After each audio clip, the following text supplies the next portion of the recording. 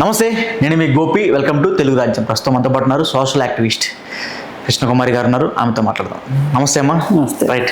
Recent టైమ్స్లో మనం చూసుకోవచ్చు, ఈ పవిత్ర నరేష్ కానీ లేకపోతే అఘోరి వర్షిని పెళ్ళిళ్ళు కానీ ఇంకా చాలామంది సెలబ్రిటీస్లో పెళ్లి చేసుకుంటున్నారు, విడిపోతున్నారు, మళ్ళీ పెళ్లి చేసుకుంటున్నారు. మంచు మనోజ్ కావచ్చు, లేకపోతే సమంత నాగచైతన్య కావచ్చు, వీళ్ళందరూ కూడా. రీసెంట్గా జయసుధ గారు కూడా 3 పెళ్లి చేసుకోబోతున్నారని ఒక టాక్ నడుస్తుంది. అంటే ఇంకా రాబోయే రోజుల్లో ఎన్ని పెళ్ళిళ్ళు చేసుకుందామని అడుగుతారేమో, పెళ్ళి ఎందుకు కాలేదని అడగకుండా. సో అసలు ఎలా జరగబోతుంది, రాబోయే రోజులు ఎలా ఉండబోతుంది అంటారు? పెళ్లి చేసుకోవాలన్న భయం వేస్తుంది. అసలు ఎలా ఉంటుంది అంటారు? అంటే ఇప్పుడు మీరు ఏం చేస్తారంటే ఇవన్నీ కలగాపులగం చేసి మాట్లాడతాం ఒక దుర్మార్గం. దేనికండి? ఎందుకంటే భర్త చనిపోయో విడాకులు ఇచ్చో పెళ్లి చేసుకుంటే తప్పులేదు. చట్ట ప్రకారం ఏ వివాహ చట్టం ప్రకారం అయినా సరే తప్పులేదు.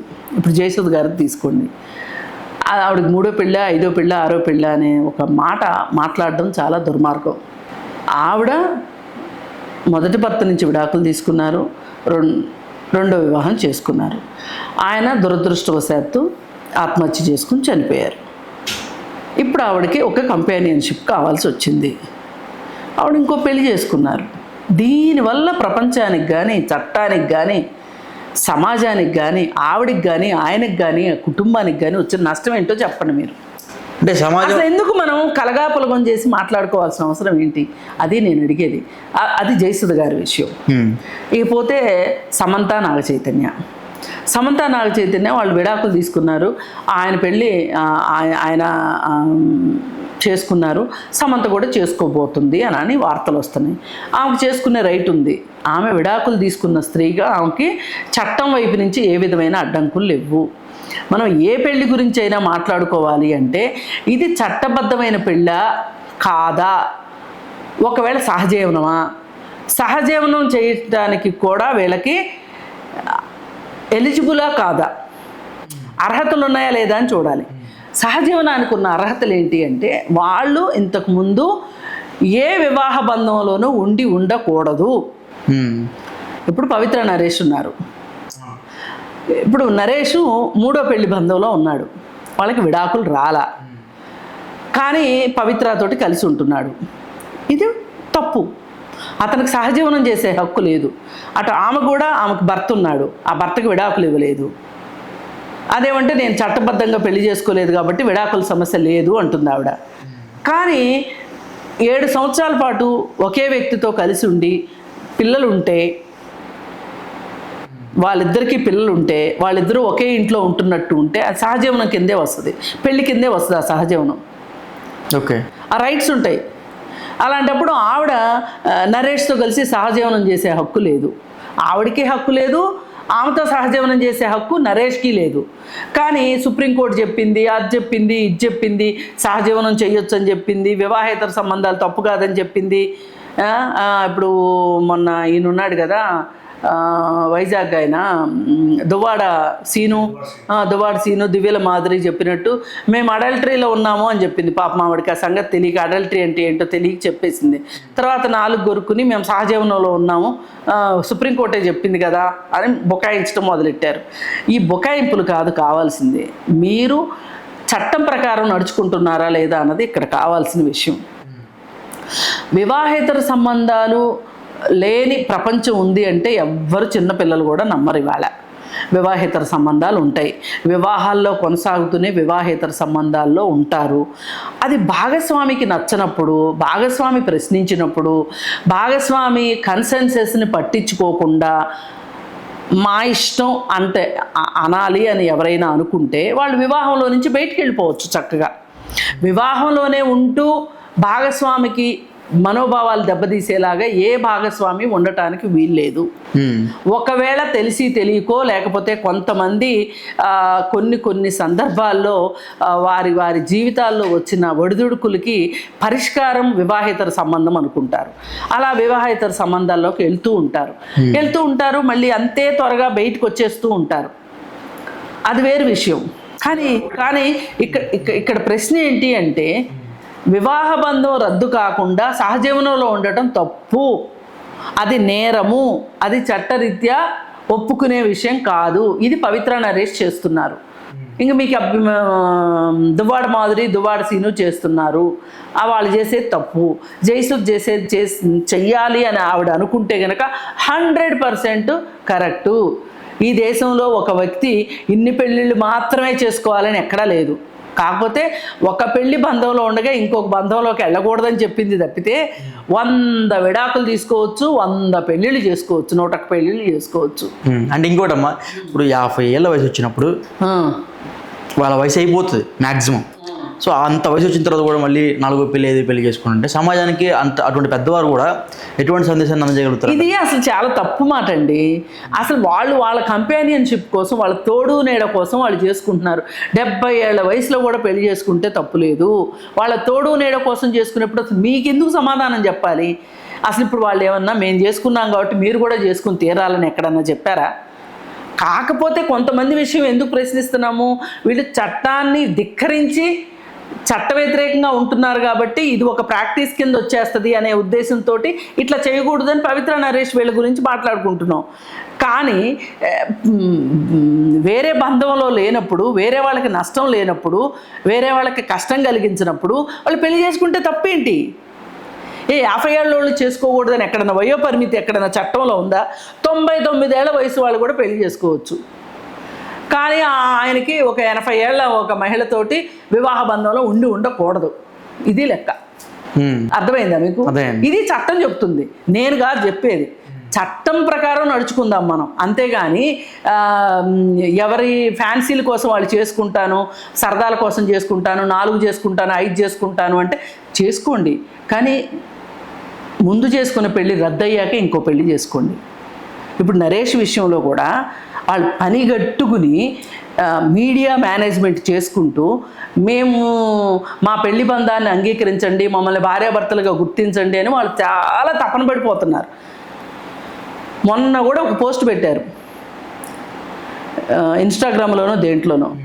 వీళ్ళిద్దరూనంట ఎయిర్పోర్ట్లో కలిస్తే ఎవరో ఒక మహిళ వచ్చేసేసి పరుగులు పెట్టుకుంటా వీళ్ళ దగ్గరకు వచ్చేసేసి స్వీట్లు ఇచ్చేసేసి, అసలు మీ ఇద్దరు లాంటి జంటను నేను చూడనే లేదు, అసలు మిమ్మల్ని చూస్తే ఎంత సంతోషంగా ఉందో, ఎంత ముచ్చటగా ఉందో, అదైపోతున్నాను ఇదైపోతున్నాను ఆవిడకి తల కిందులైపోయి వీళ్ళని పొగడ్తలతో ముంచెత్తిందంట. వీళ్ళు అసలు చాలా సంతోషంతో ఉబ్బి తబ్బిపోయిపోయి ఆ స్వీట్లు తినలేక చచ్చిపోయారంట. అబ్బో మాకు చాలా సంతోషంగా ఉందని చెప్తున్నారు.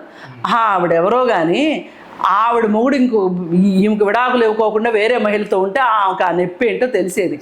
ఆవిడ అల్లుడుగానే కూతురికి విడాకులు ఇవ్వకోకుండా వేరే మహిళతో ఉంటే ఆ నొప్పి ఏంటో ఆవిడికి తెలిసేది, ఆ బాధ ఏంటో ఆవిడికి తెలిసేది. ఈవిడికి ఒక కొడుకుంటే వీళ్ళ భర్త కూడా ఇట్లాగే వేరే మహిళతో సహజీవనం చేస్తుంటే ఈమె మెయింటెనెన్స్కి కేసు వేసుకుని కోర్టు చుట్టూ తిరుగుతుంటే ఆ మెయింటెనెన్స్ రాకపోతే ఆ బాధ ఏంటో తెలిసేది. ఏం మాట్లాడతారండి మనుషులు? పైగా ఇదంతా కట్టు కదా. ఇప్పుడు ఏంటంటే జనాల్లో ఒక అమెరికా దాకా వెళ్ళి, లండన్ దాకా వెళ్ళి, దేశాలు తిరిగి వీళ్ళు ఏం చెప్పాలనుకుంటున్నారు ఆ దేశ ప్రజలకి? అక్కడ ఉన్న ఆ తెలుగు వాళ్ళకి ఏం చెప్పాలనుకుంటున్నారు?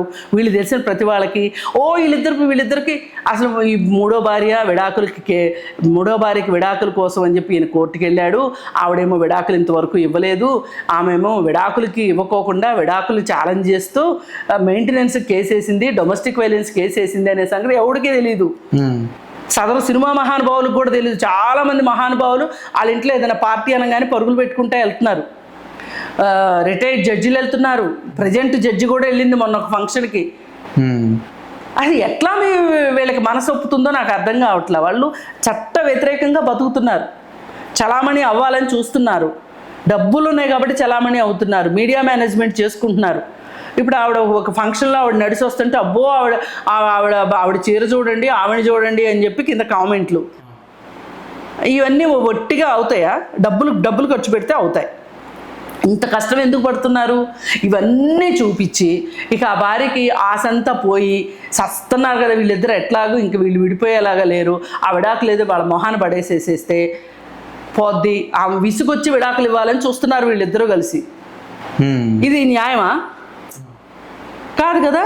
ఇట్లాంటి వాళ్ళని తిట్టండి, అంతేగాని 50 ఏళ్ళు వచ్చినాయి, 60 ఏళ్ళు వచ్చినాయి, వాళ్ళు ఒకరితో కలిసి ఉంటున్నారు, తోడు నీడగా ఉంటున్నారు అనే దాని గురించి ప్రశ్నించడం చాలా తప్పు. అలాగే అఘోరి అమ్మాయి పేరేంటి, శ్రీవర్షిని, వాళ్ళ పెళ్ళి కూడా ఒక మోసపూరితమైన పెళ్ళి. అసలు వాడికి పెళ్ళెందుకు? వాడు నేను శివుడికి లింగాన్ని అర్పించినోడిని అన్నోడు, ఆడికి పెళ్ళెందుకు? తోడు కోసమే. తోడు కోసమేనా? నేను ఆ పూజలు చేస్తాను, ఈ పూజలు చేస్తానని మోసాలు చేసి డబ్బులు తీసుకుని మోసం చేస్తే వెళ్ళి జైల్లో కూర్చుంది కూడా పెళ్లి కోసమేనా? తోడు కోసమేనా? ఈయన అకౌంట్లో 3 కోట్లు ఎక్కడి నుంచి వచ్చినాయి? ఏం రాళ్ళు కొట్టి సంపాదించాడు 3 కోట్లు? ఏం మంత్రాలు చెప్పి సంపాదించాడు 3 కోట్లు? ఆ 3 కోట్ల కోసమే వచ్చింది ఆ అమ్మాయి కూడా. ఒట్టిగా వచ్చిందేంటి? ఇంకెవరితోనూ తోడు కోసం రాలేదే, 3 కోట్లు ఉన్నాయి కాబట్టే వచ్చింది శ్రీవర్షిని కూడా. వీడి దగ్గర 3 కోట్లు ఉన్నాయని తెలుసు కాబట్టే వీడిని తీసుకొచ్చి ఇంట్లో పెట్టుకున్నారు. ఆ పిల్లని వాడి దగ్గరికి పంపించారు. వాళ్ళే మరి చాలా డ్రామా ఆడారు కదండి. అన్ని డ్రామాలే. వీళ్ళిద్దరూ చెక్కకుండా పారిపోయేసరికి డ్రామాలు ఆడటం మొదలెట్టారు. వీళ్ళను ఎవరి ప్లాన్లు వాళ్ళకు ఉన్నాయి అక్కడ.